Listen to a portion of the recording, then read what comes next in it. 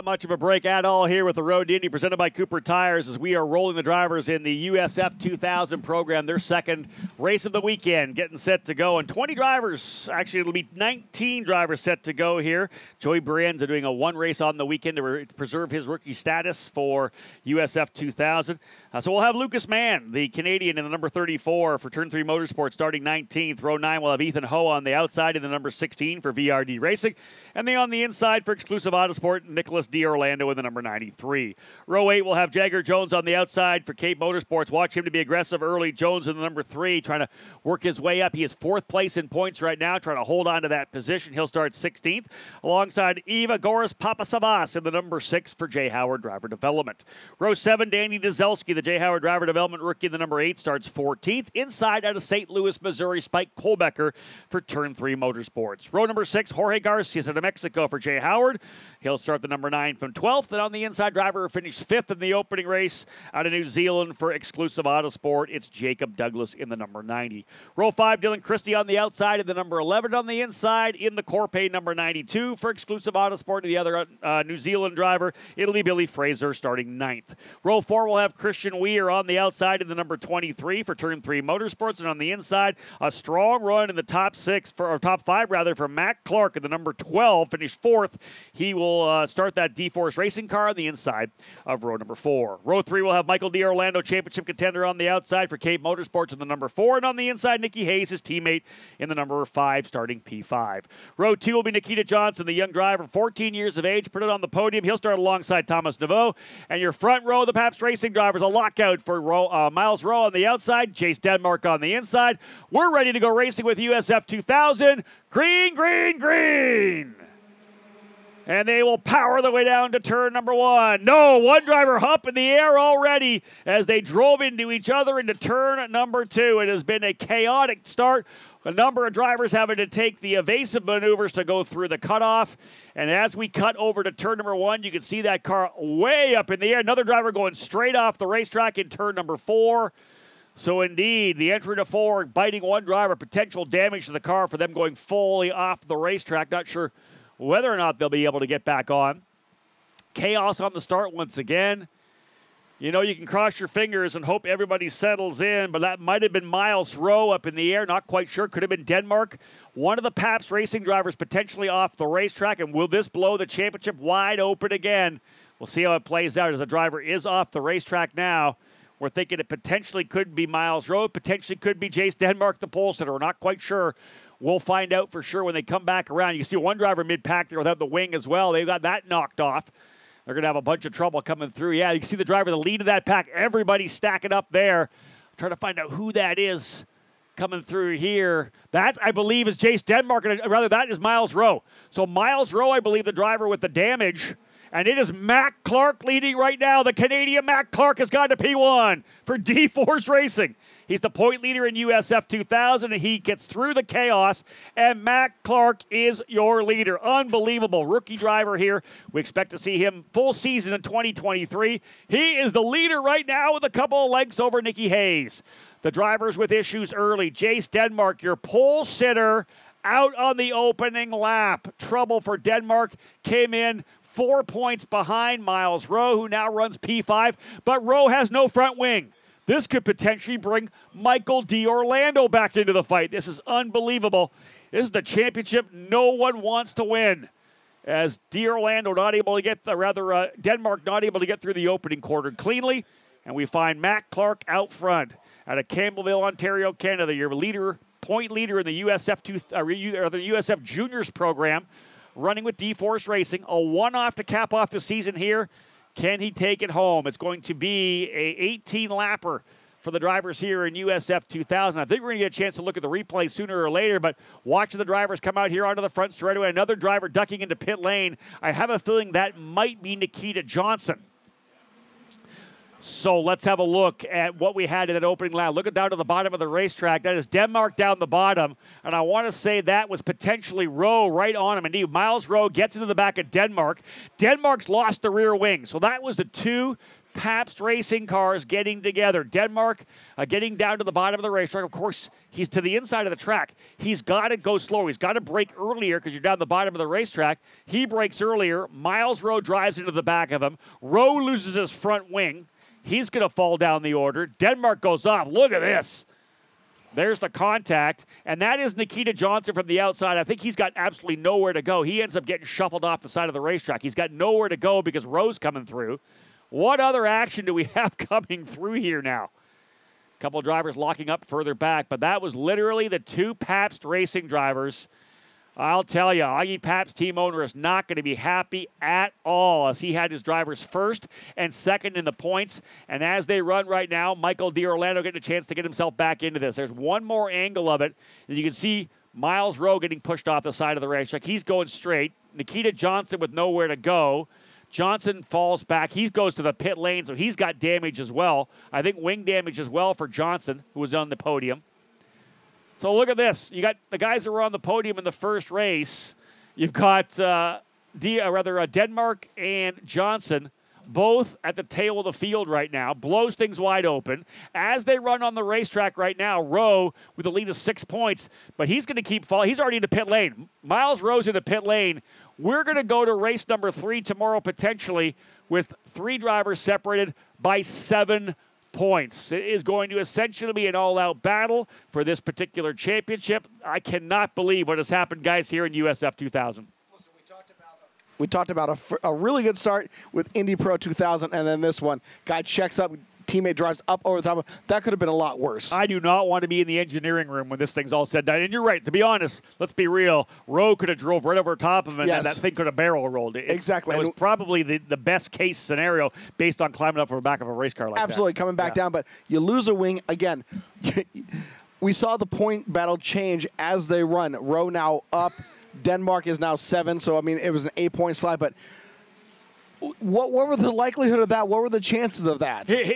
Well, listen, you have to figure they would have sat down. What are we going to do? Sure. Denmark runs the inside. When you run the inside like that, you got to brake earlier to make the corner. You're not able to hold that much. And Rowe obviously didn't check up enough. Right. Denmark gets on the brakes, and again, slippery down there as well. There's no rubber down there. When you go down the bottom, you know it's going to be dirty. You know you're not going to be able to have the same amount of grip. Rowe dives it in there.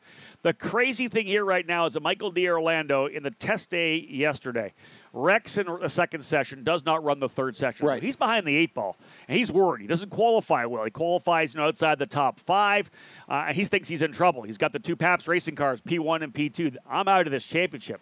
Well, they fight each other. He now finds himself just 6 points back. This has fallen into Michael D'Orlando's lap, and it's absolutely amazing. And if you look at what's happened, you got Matt Clark up top right now, the rookie driver leading the way. He's got a 1-second lead over Nicky Hayes, who has not been on the podium yet this year. He signed late in the season. We didn't even know he was coming to run USF until we got to the Grand Prix of St. Petersburg. Billy Fraser has had a struggle of a weekend and finds himself now in 3rd. Michael D'Orlando 4th. Then we got this gaggle of cars behind that are scrapping things out. Behind the front-running 4 drivers who are separated by 2.4 seconds, you've got Christian Weir running in 5th. Then you've got Spike Kohlbecker. And look at that. We're talking 3-4 wide. Kohlbecker, Dylan Christie, Jacob Douglas, Nicholas D'Orlando, all battling it out coming through 1, 2, and 3. Guys touching as they make their way through 2 and 3. You talk about diving down that first corner to make that turn. Shades of Greg Moore in Champ Car a long time ago, just barrels straight through, ends up taking a couple guys out. But you're right, there's no rubber down there. You do have to make that sweeping turn.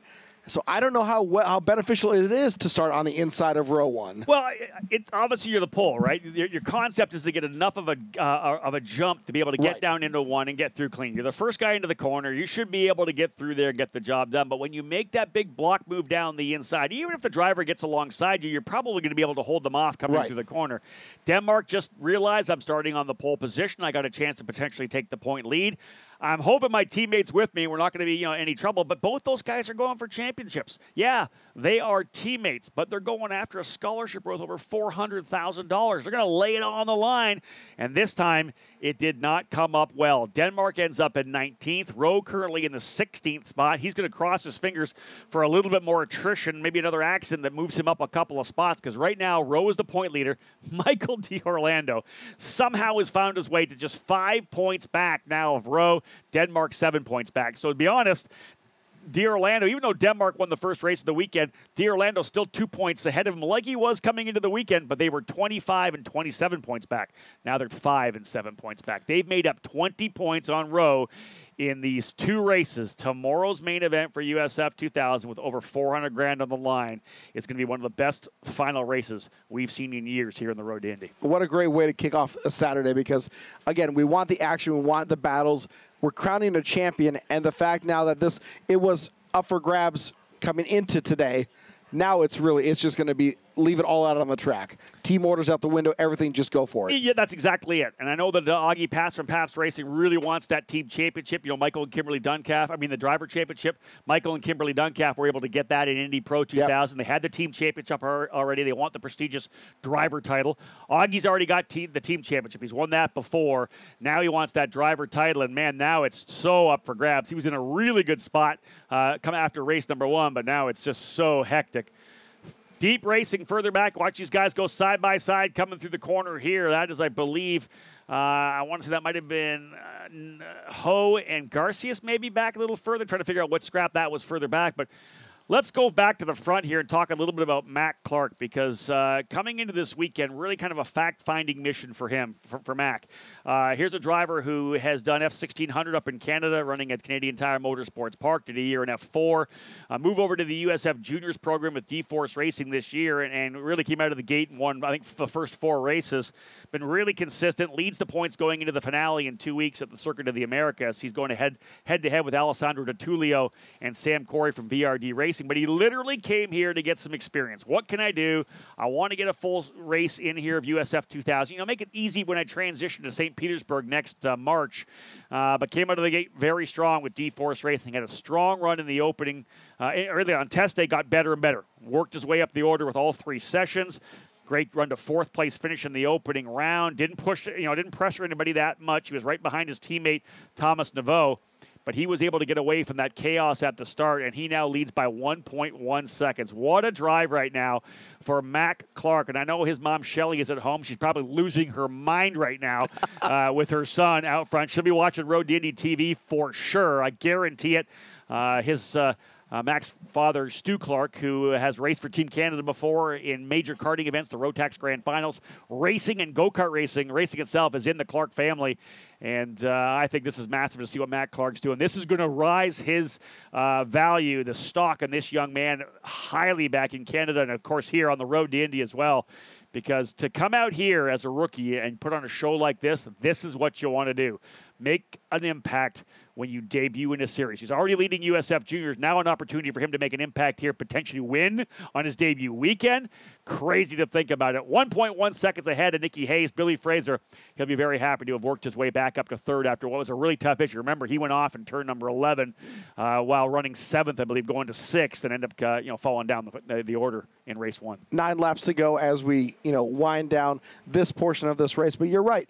A guy to come in and take full advantage of the opportunity given and to maximize that on a first-time weekend, it's got to be absolutely huge. I think what you're seeing is a driver who has the experience needed to get himself into the ladder. He didn't jump right into karting into that. He did a couple of programs. A lot of our racers run in the Lucas Oil School of Racing Formula Car Series. That's our official school for the Road to Indy. You get a chance to run in their series, then work your way up into USF Juniors or into the USF 2000 program. Mac, of course, Canadian, wanted to run up in Canada, able to run at Canadian Tire Motorsports Park. And eventually the focus was, though, I need to get to the Road to Indy. And Mac's the guy that if he's not going to be an IndyCar driver, he'll be a race engineer. He wants to be in this paddock. He's either going to be on an IndyCar or on an IndyCar timing box. But, man, with what we're seeing, the talent is there. Will he have the support he needs from the Canadian industry, the Canadian motorsports community? I hope so, because this is the guy that could be following in the footsteps of guys like Jacques Villeneuve, like Greg Moore, like Robert Wickens, like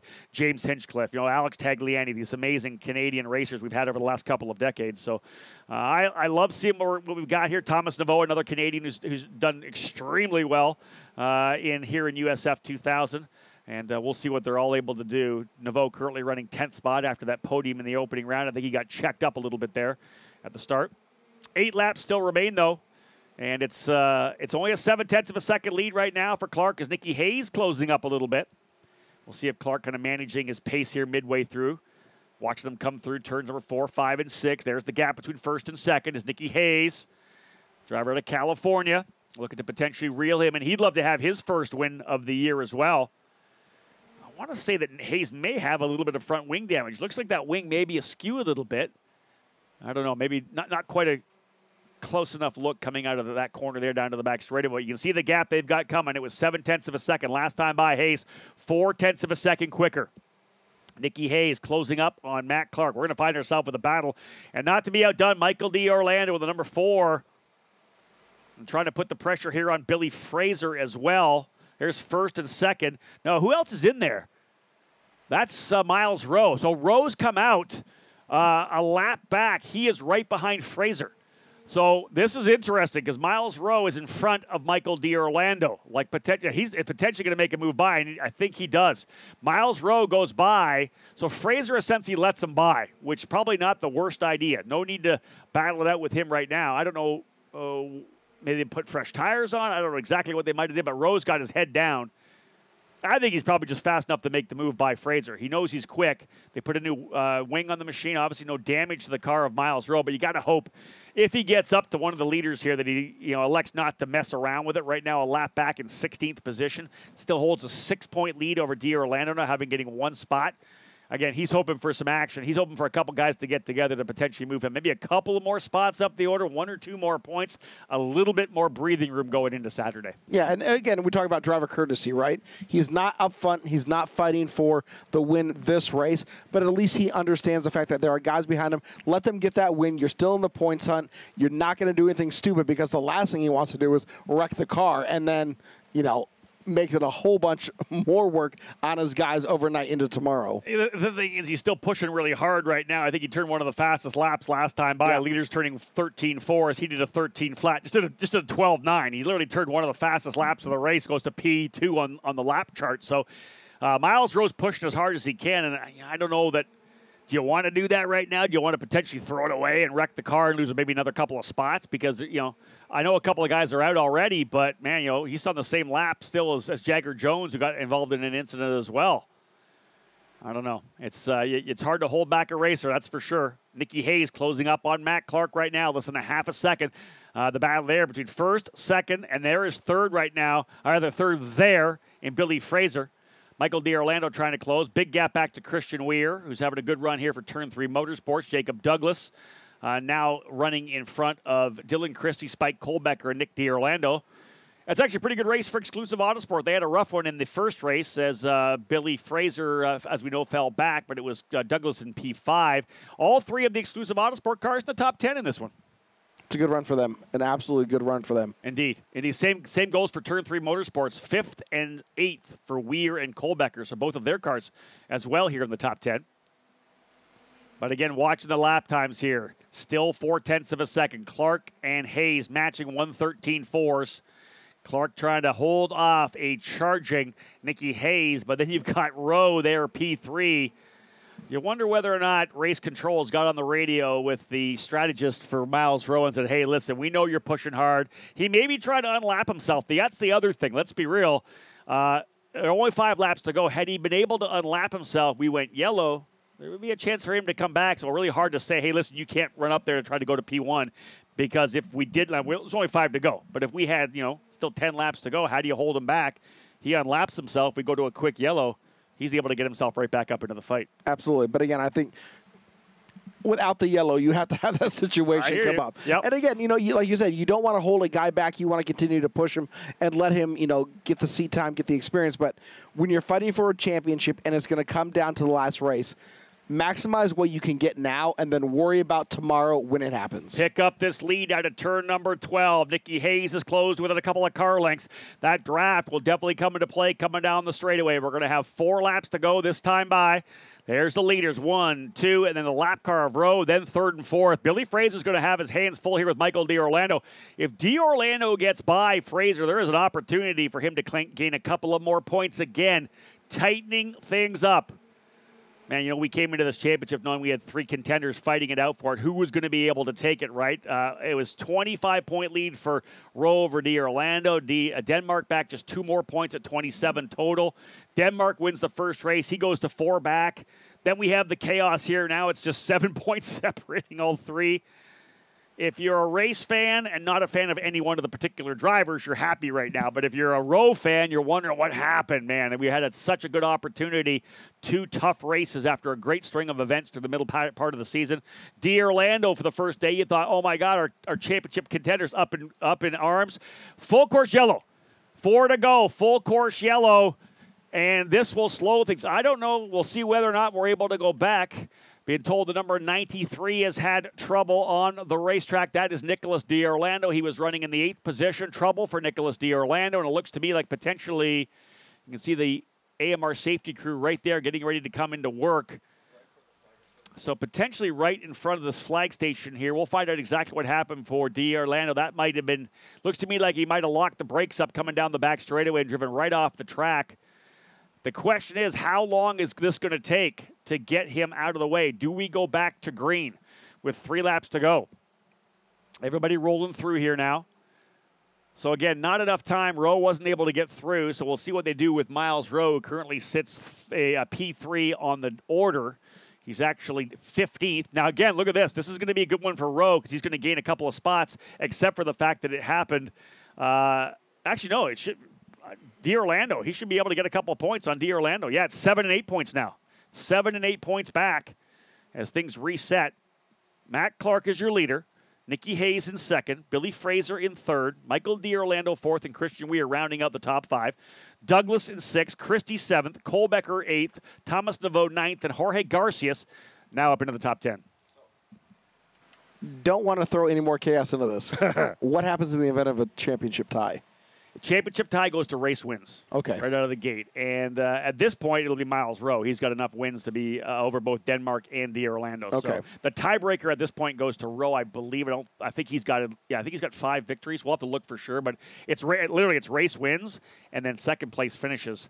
Interestingly, when you go back to 2014, Gabby Chavez and Jack Harvey, of course, running with Ray Hall and Emmer Lanigan, Indy Lights, they tie at Sonoma for points. They both had the same amount of race wins, and it was literally second place points that gave Gabby Chavez the championship and the scholarship. So here's the battle coming down here. It is a run coming down into the corner between Spike Kohlbecker and Nicholas Orlando, and coming into the braking zone of turn number 10, Kohlbecker coming across the racetrack a little bit to try to set up, and essentially Orlando just getting squeezed into the wall there. That'll be something that the race control will look at.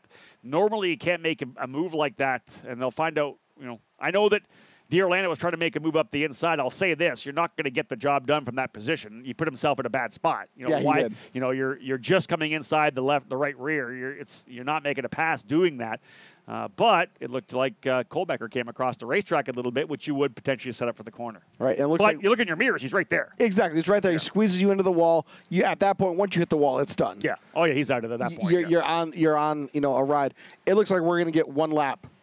One green flag lap to settle this. So we'll see. Are we ready to go? We would have to go. We're 16 laps down now. No, there's no way. No, they're actually bringing the ambulance out potentially to see if there's something wrong with Orlando. You never know if he had his hand pinched in the wheel. So I'm going to say this one's probably going to be over here right now because, again, we have 2 to go. When we come back around, it'll be lap number 17. Right. The crew's still on the racetrack. This thing's done. Unless we were to go red, which I don't think we will, obviously. Lights are still on in the pace car, so they're going to essentially get the white flag this next time by. So unofficially, Matt Clark is going to win on his debut weekend. Oh, man. Huge, huge result for the young Canadian driver, Matt Clark, for D-Force Racing in the number 12. I believe is unofficially going to get the victory. We'll see what happens. I can't see, obviously, wait till the checkered flag comes, but indeed, with the issue happening down in that corner and them not being able to get that car out of the way, yeah, he's going to come around and get the white flag. Next time by will be checker. So Clark, Hayes, and Fraser, an interesting top 3. Not one I think I would have been able to pick. That would have been a good parlay if you were betting that one. Oh, absolutely. For sure. But Michael Orlando, 4 spot. Christian Weir, top 5. So as they run, and of course they're going to get the white, as I said, Miles Rowe, who came in with a 25-point lead, will go into Saturday in the final race of the 2022 season with a 7-point lead over Michael D'Orlando and an 8-point lead over Jace Denmark. There is not going to be happy smiles in the Pabst Racing engineering room. I guarantee you that back in the paddock as they came in with a great opportunity. Really, D'Orlando was back by 17 points or more. Really, it was going to be Rowe versus Denmark. All they had to do was get through the opening corner. This has changed everything. It really has breathed life into the championship aspirations of Hartsdale, New York's Michael D'Orlando. Rowe, D'Orlando, Denmark separated by 8 points. But I'll tell you, Bobby, we don't have to worry about those guys right now. They can have their celebration tomorrow. This is going to be all about Matt Clark. Unbelievable. And there's the D-Force team. They are pumped up. That is fantastic. Again, talking about maximizing your opportunity. Come in, first weekend, proving that you belong. Yeah. And you know what? This will go a long way into proving the fact that he should have a full-time ride come next season. Yeah, Ernesto Martinez, part of the D-Force brothers, David and Ernesto, the brothers that run this program. And again, like you said, maximizing the opportunity. The focus was to come in, get lap time, figure out how the Road Indy does things, run an IndyCar weekend, you know, maybe impress people, stay out of trouble, make it so that when you go to St. Petersburg next year, you're not overwhelmed. Right. Well, the kid comes in and finishes 4th in the opening race and ends up winning here in race number 2. This is amazing. I'll tell you, the party in Campbellville, Ontario, Canada tonight because Matt Clark will go to bed as a race winner in USF 2000. Man, he's going to be a great kid to watch next year. Nicky Hayes, super happy for him as well. His whole family is here. Nicky having his best run of the season, P2. I would love to see Nicky Hayes back here in USF 2000 next year. It'll be fun to see what he's able to do. And again, great one for Billy Fraser as well. Who has been going around the country this year with his dad in a motorhome and a trailer from track to track. They've had a great season, and good for him to finish 3rd.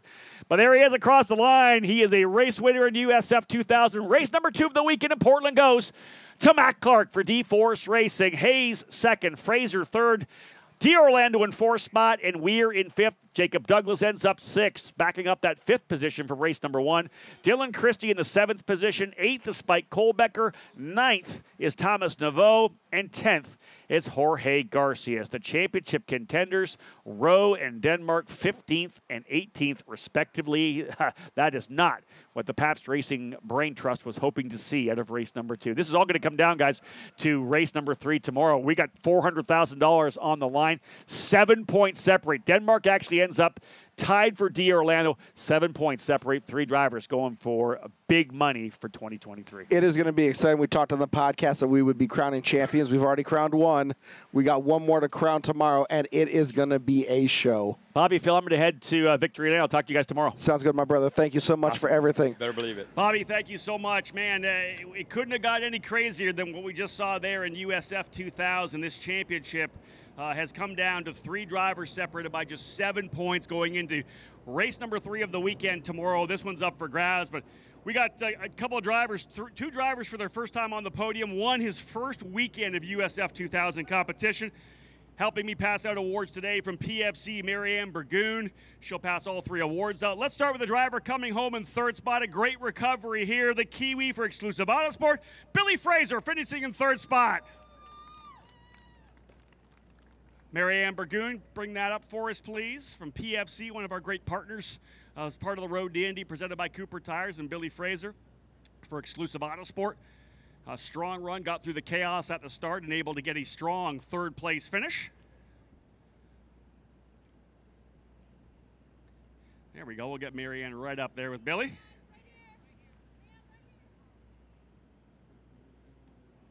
Man, we got ourselves a battle in this championship for sure. Finishing in 2nd spot for Cape Motorsports, a great drive to work his way forward. Closed up on the leader, came up just a bit short, but his first podium in Road Indy competition. Nicky Hayes finishing in 2nd. Come on up here, Nicky. Hop up on top of the podium. We'll bring Marianne in here to give you your 2nd place trophy. Nicky, great to have him as part of the program here, and indeed, 2nd place for Nicky for Cape Motorsports. This is a driver who's shown great speed and improvement throughout the season, and a great job for Nicky Hayes. 1 more spot on the podium for sure Marianne, go grab that other trophy for me. We'll get that up ready to go. This driver here, of course, coming in just kind of as a fact-finding mission here this weekend. He leads our USF Juniors Championship as we go to our finale at the Circuit of the Americas in 2 weeks. He's trying to win a scholarship to come up to USF 2000, but here to sample things with his team, D-Force Racing. He was able to get through all the chaos, did not make a mistake, leads it from the start to the finish, folks. He is now a USF 2000 race winner. Put your hands together for Mac Clark.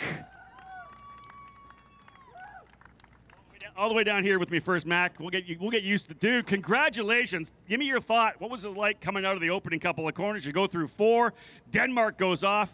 You got clear racetrack. It was crazy. It's like the seas just parted for me. I mean, going to T1, I knew I had to brake late, try to get some of the guys on the inside. And I think there was contact from a few of the Paps cars up front. And, I mean, the road just opened up for me. So, I mean, after I secured that position, I was praying, didn't go full course yellow, and just really trying to hit my marks and, do what was right for me to get the win. You've obviously done well in USF Juniors. You come here in USF 2000. I know the focus was just getting some seat time, but, man, 4th in the opening race. You got quicker and quicker throughout Thursday. How excited are you about the pace you've been able to see and to get this first race win?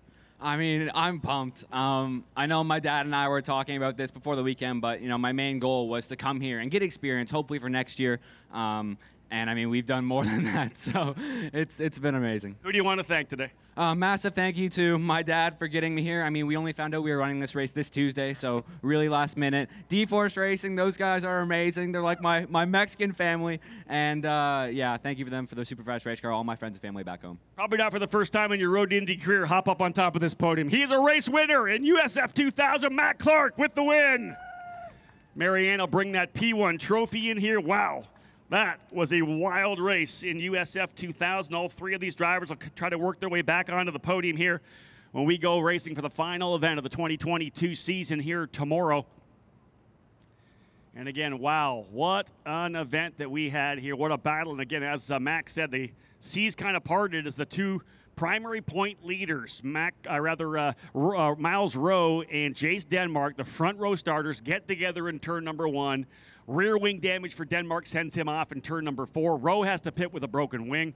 And Matt Clark goes out front, holds onto the spot. And even though Nicky Hayes was coming in there midway through, closed up to within a half a second, not quite enough. And, of course, the full course yellow coming out to cap things off.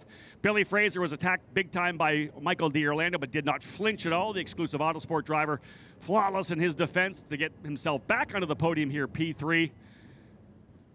Well, boys, cap off this day here on Saturday. Let that champagne rip. And Matt Clark, folks, for the first time, a USF 2000 race winner on the Road to Indy, presented by Cooper Tires.